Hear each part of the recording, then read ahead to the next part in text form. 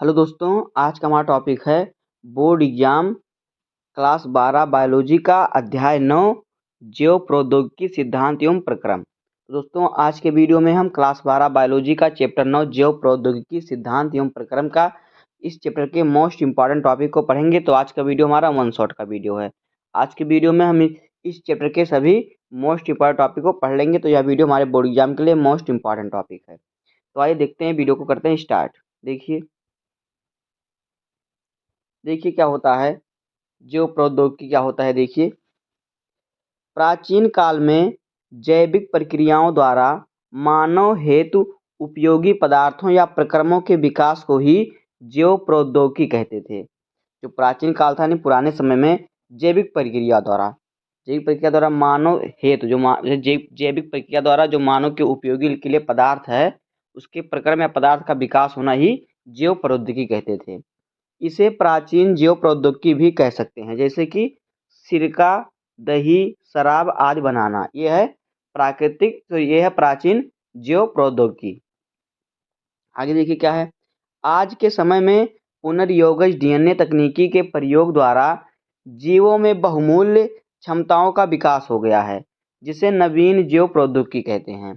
आज का जो समय है, इसमें डीएनए का पुनर्योगज के द्वारा क्या होता है, जो डीएनए का पुनर्योजन होता है, उसकी तकनीकी के द्वारा जीवों में बहुत अधिक क्षमता वाले जीव का विकास कर सकते हैं। तो ये क्या कहलाता है, नवीन जैव प्रौद्योगिकी, यानी नया जैव प्रौद्योगिकी कह सकते हैं इसे। अब देखिए आगे क्या है परिभाषा। तो देखिए, जीवों, सजीव तंत्रों या कोशिकीय अवयवों की तकनीकी का मानव सेवा के लिए उपयोग करना ही जैव प्रौद्योगिकी है। जैव प्रौद्योगिकी क्या है, सजीव तंत्रों या कोशिकीय अवयवों की तकनीक का मानव सेवा के लिए उपयोग करना ही क्या है, जैव प्रौद्योगिकी है। अब देखिए जैव प्रौद्योगिकी के सिद्धांत, हेडिंग हमारा है जैव प्रौद्योगिकी के सिद्धांत। तो देखिए क्या है, आधुनिक जैव प्रौद्योगिकी में निम्नलिखित तकनीकों का प्रमुख योगदान रहा है। नंबर 1 है आनुवांशिक अभियांत्रिकी।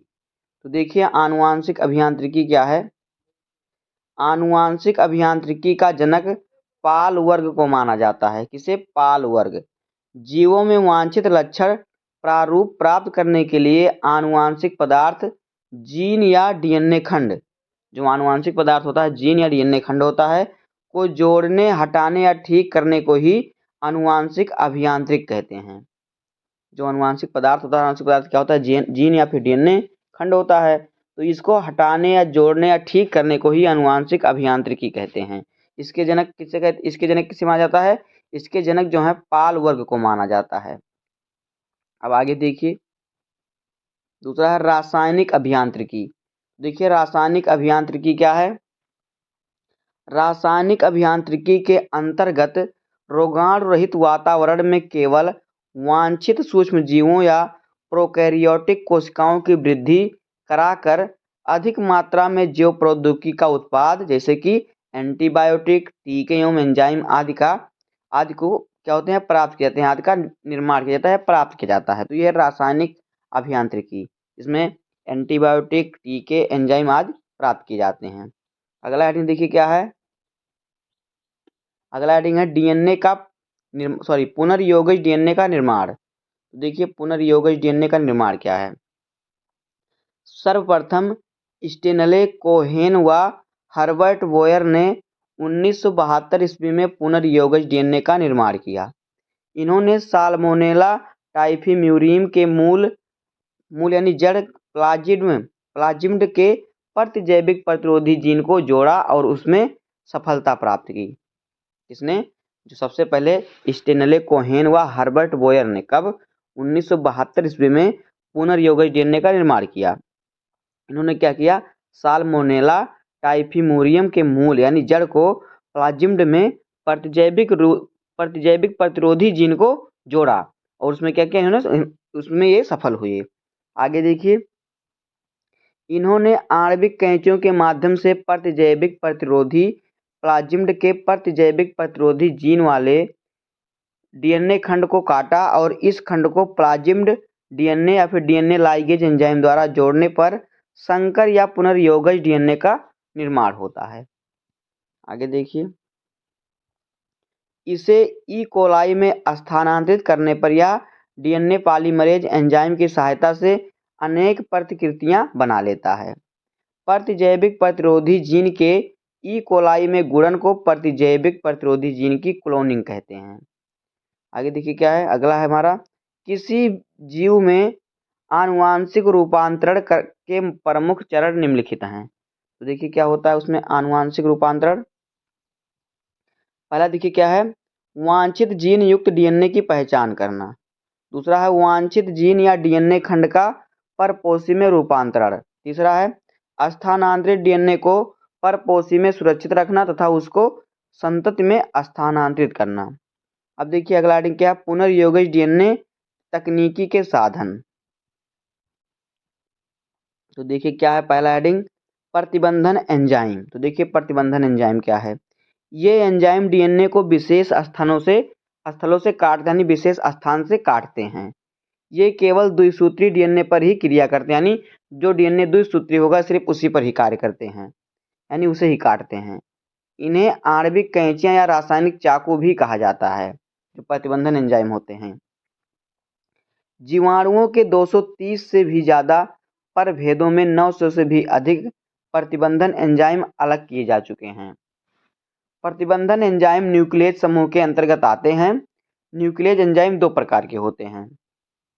देखिए कौन कौन से प्रकार से, एक क्या होता है, एक होता है एक्सोन्यूक्लियस, दूसरा होता है एंडोन्यूक्लियस। देखिए एक्सोन्यूक्लियस एंजाइम डीएनए के सिरे से न्यूक्लियोटाइड को काटता है।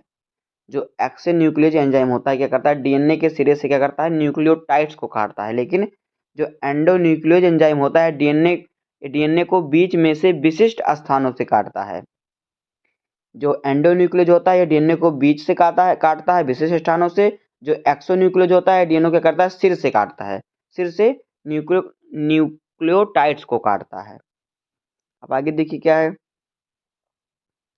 अगला हेडिंग है पैलिंड्रोम। तो देखिए पैलिंड्रोम क्या है, यह वर्णों या अक्षरों का ऐसा समूह है जिससे बना शब्द आगे या पीछे से पढ़ने पर समान बनता है।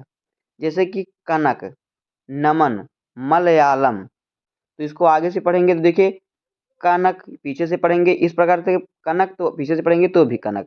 नमन को देखिए नमन लिखा इस प्रकार से, तो अगर हम इधर से पढ़ें तो भी नमन है और इधर से पढ़ें तो भी नमन है।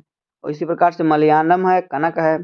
आगे देखिए डीएनए पैलिंड्रोम से यह तात्पर्य है कि डीएनए के दोनों सूत्रों के क्षारक युग्मों का ऐसा अनुक्रम जिसे पढ़ने का अभिविन्यास समान रखा जाए।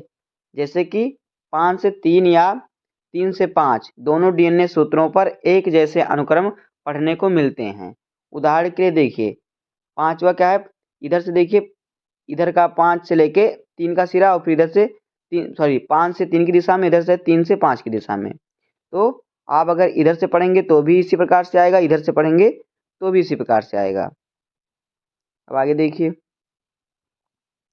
अगला है प्रतिबंधन एंजाइमों का नामांकन। क्या है, प्रतिबंधन एंजाइमों का नामांकन। तो देखिए प्रतिबंधन एंजाइम के नाम का पहला कैपिटल अक्षर उस प्रोकैरियोटिक कोशिका के वंश के नाम का पहला अक्षर होता है जिससे कि उसे प्राप्त किया गया है। इस प्रकार दूसरा व तीसरा अक्षर जात से लिया जाता है। जैसे कि ईरो आई एंजाइम, ईरो आर आई एंजाइम। उसके बाद क्या है, एस्केलेरिया कोइल से प्राप्त किया जाता है जो एंजाइम होता है। ई अक्षर को वंश से तथा सीओ अक्षर को जात से चुनकर ECO शब्द का निर्माण किया गया है, जहां आर जो है प्रतिभेद का प्रतिनिधित्व करता है। आगे देखिए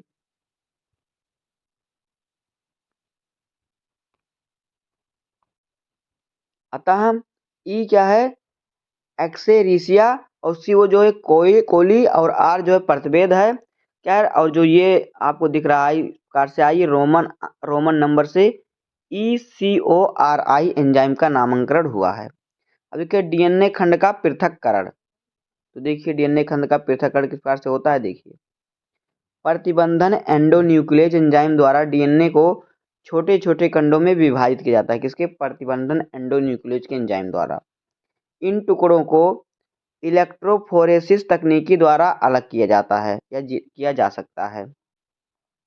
डीएनए के इन ऋणावेशित टुकड़ों को एनोड की तरफ भेजकर अलग कर सकते हैं। इस प्रक्रिया में एगारोज माध्यम का उपयोग किया जाता है।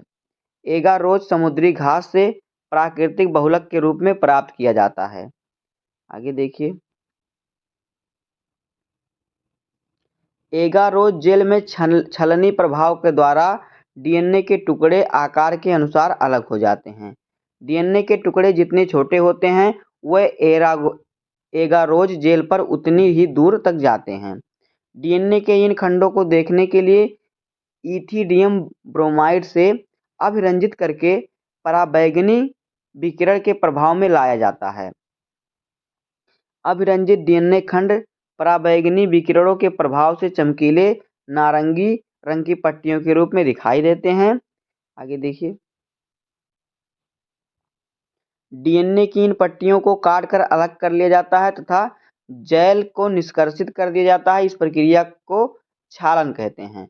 इस प्रकार अलग किए हुए वांछित डीएनए खंड को क्लोनिंग वाहक से जोड़कर पुनर्योगज डीएनए का निर्माण किया जाता है। इस प्रकार से होता है पुनर्योगज डीएनए का निर्माण। अब आगे देखिए क्या है, अगला है पॉलीमरेज एंजाइम। तो देखिए पॉलीमरेज एंजाइम क्या है।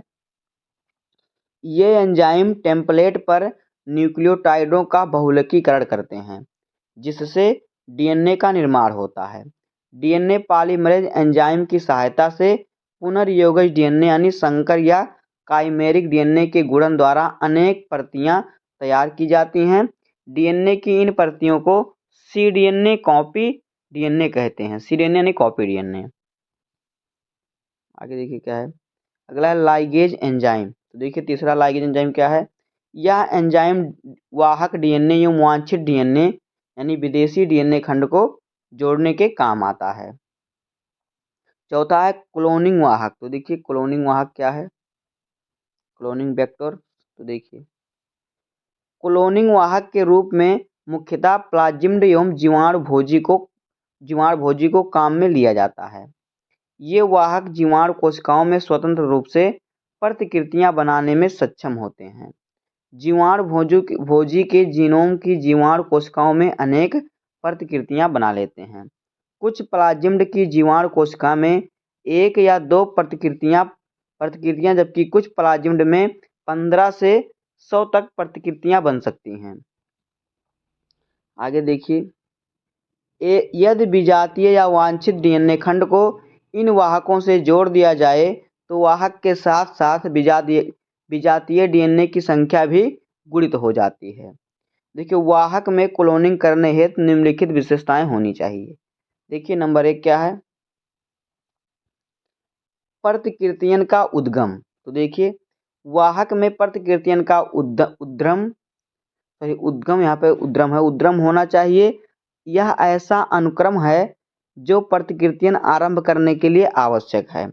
जब कोई डीएनए खंड इस अनुक्रम से जुड़ जाता है तब ही उसका परपोषी कोशिका में प्रतिकृतियन संभव है। यह अनुक्रम जोड़े गए डीएनए के प्रतिरूपों की संख्या के नियंत्रण के लिए भी उत्तरदायी है।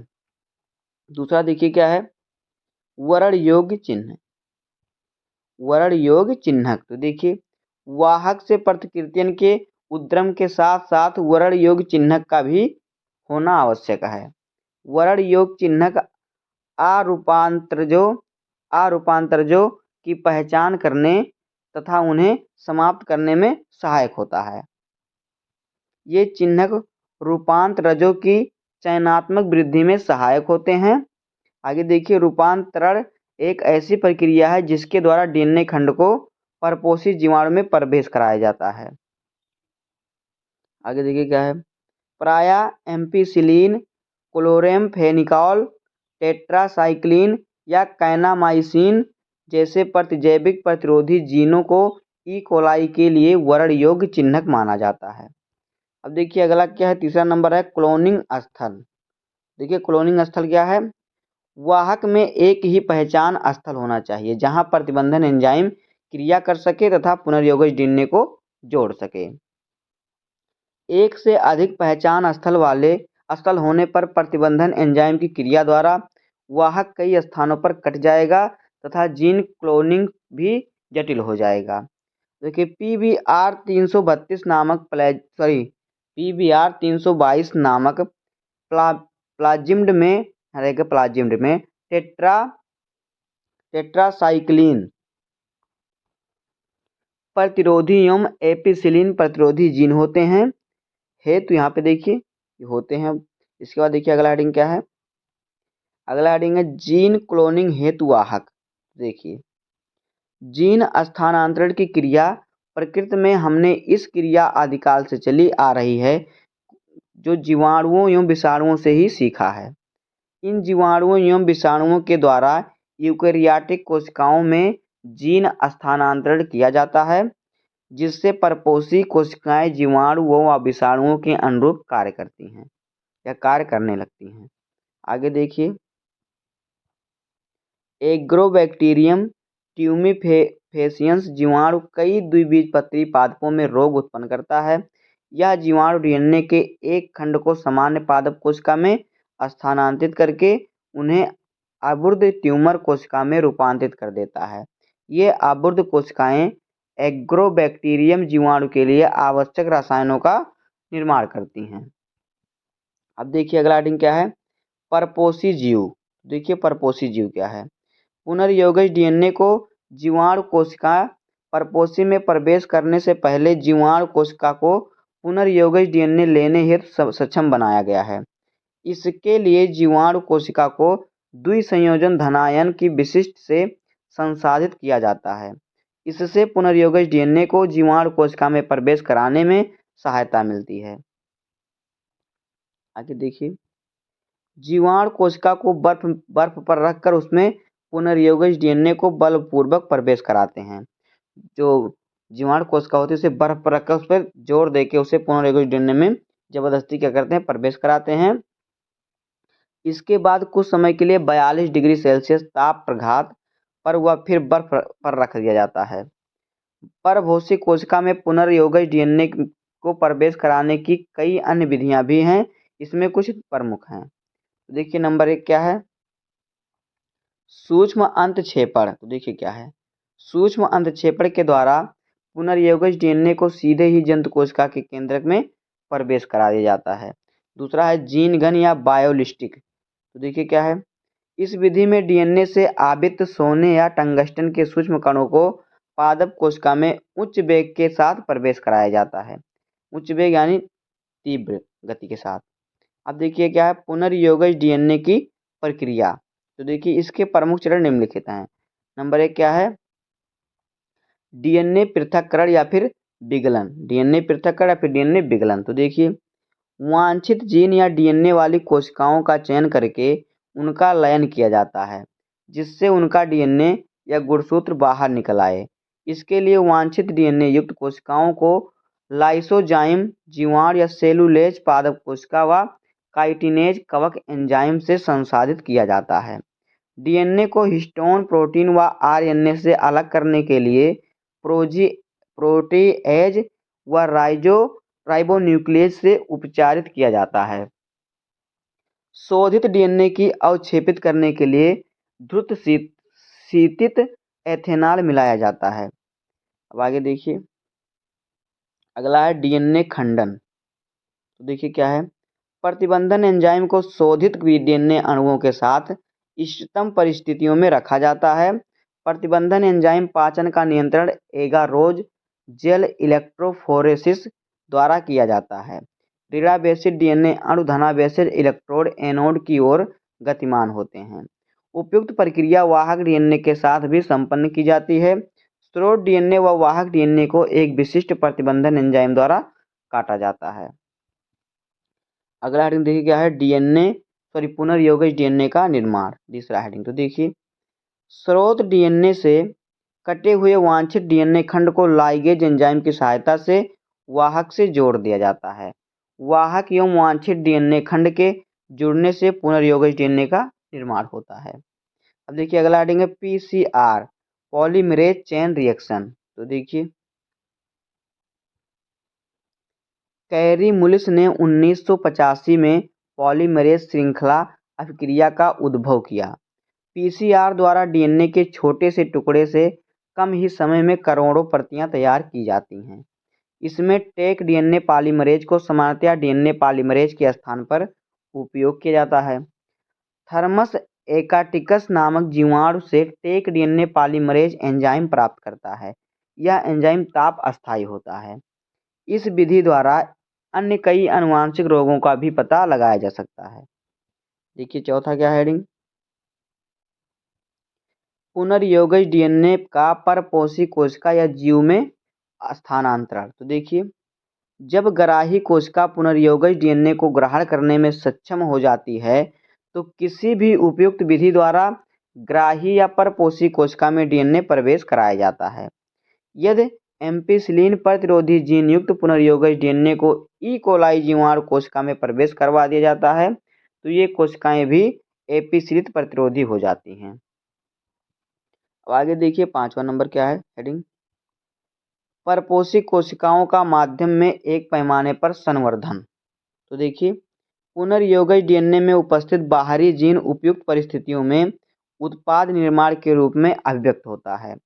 इस संवर्धन से विभिन्न तकनीकों द्वारा प्रोटीन का निष्कर्षण व शोधन किया जाता है। कोशिकाओं के सतत संवर्धन के लिए पुराने पोषक माध्यम को निकालने व ताज़ा पोषक माध्यम को डालने की व्यवस्था की जाती है। इससे कोशिकाओं की सक्रियता व संख्या अधिकतम बनी रहती है तथा वांछित प्रोटीन उत्पाद भी अधिकतम प्राप्त होता है। अब देखिए आगे क्या है, व्यावसायिक दृष्टि से अधिक उत्पादन के लिए बायोरिएक्टर का उपयोग किया जाता है। बायोरिएक्टर द्वारा 100 से 1000 लीटर तक संवर्धन कर संशोधित कर दिया जाता है। बिलोडिन बायोरिएक्टर सबसे अधिक प्रयोग में आने वाला बायोरिएक्टर है। अब देखिए अगला हेडिंग क्या है, बिलोडिन होज बायोरिएक्टर। तो देखिए क्या होता है ये, यह बायोरिएक्टर बेलनाकार एवं घुमावदार आधार वाला होता है। इसमें अंतः वस्तुओं को मिलाने की व्यवस्था होती है, यानी इसके अंदर वस्तुओं को मिलाने की व्यवस्था होती है। इसका विडोलक O2 समान रूप से वितरित करने की व्यवस्था न करता है तथा मिश्रण को समरूप बनाता है। कुछ समय पश्चात रिएक्टरों में बुलबुले के रूप में हवा डाली जाती है। इस रिएक्टर में प्रभोचक यंत्र, O2 प्रदान यंत्र, झाग नियंत्रण तंत्र, ताप नियंत्रण तंत्र तथा प्रतिचयन पदद्वार लगा होता है। प्रतिचयन पदद्वार द्वारा संवर्धन की थोड़ी थोड़ी मात्रा समय समय पर निकाली जाती है। अब आगे देखिए क्या है अगला हेडिंग, वांछित उत्पाद का निष्कर्षण। तो देखिए, संवर्धन द्वारा जैव संश्लेषण पूरा होने पर वांछित उत्पादों का पृथक्करण एवं शुद्धिकरण किया जाता है। इसे सामूहिक रूप से अनुप्रवाह संसाधन कहा जाता है। वांछित उत्पाद को परिरक्षक द्वारा संरूपित किया जाता है। उत्पाद औषधीय महत्व का होने पर उसका चिकित्सीय परीक्षण किया जाता है। प्रत्येक उत्पाद के लिए गुणवत्ता नियंत्रण के लिए भिन्न भिन्न परीक्षण किए जाते हैं। तो दोस्तों इस प्रकार से हो जाएगा इस चैप्टर के मोस्ट इम्पॉर्टेंट टॉपिक। उम्मीद है कि आपको वीडियो पसंद आया होगा। अगर आपको वीडियो पसंद आया तो वीडियो को लाइक कर दीजिएगा, चैनल पर नया सब्सक्राइब कर दीजिए, बेल आइकन को प्रेस कर दीजिए, क्योंकि बोर्ड एग्जाम के हर इंपॉर्टेंट टॉपिक का वीडियो आपको चैनल पर मिलता रहेगा। तो मिलते हैं किसी नेक्स्ट वीडियो में, तब तक के लिए धन्यवाद। जय हिंद।